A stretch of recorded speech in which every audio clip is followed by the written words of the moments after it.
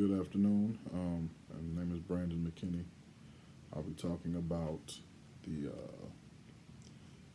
NFL denying the correlation between the game and the concussion crisis. Former players, current players, the implications of denial that's being felt. Me being a former NFL player, this really hits home for me. Um, I'm sure I've had multiple concussions. Might have been minor, some might have been major, and it not have been dealt with. Not necessarily because of trainers not wanting to deal with me, just because I'm a big guy, tough guy, I tough it out.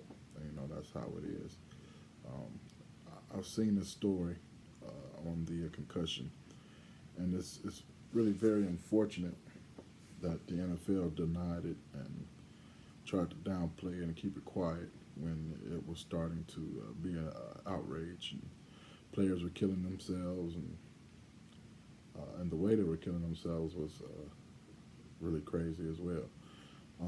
But it wasn't until Roger Goodell got the okay, got the job in 2006, where he came in and it really started taking charge over the concussion protocol, uh, finding players, making sure players were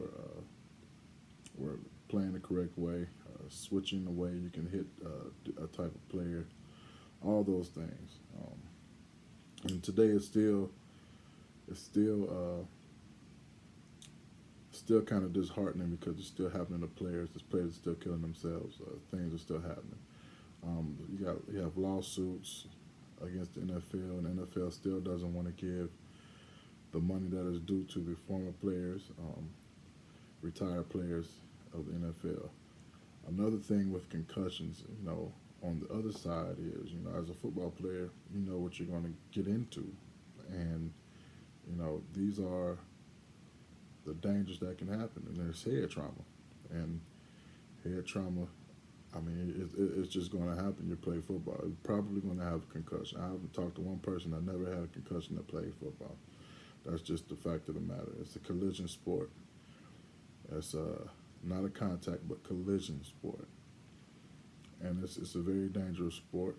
But it's the biggest sport we have in our country, and so um, that's where it all kind of bumps heads there. Um, what's crazy to me is to find out that as the NFL started finding out how concussions are, they were more so worried about the NFL being stopped, kids stop playing football, more than the safety of the NFL players or kids.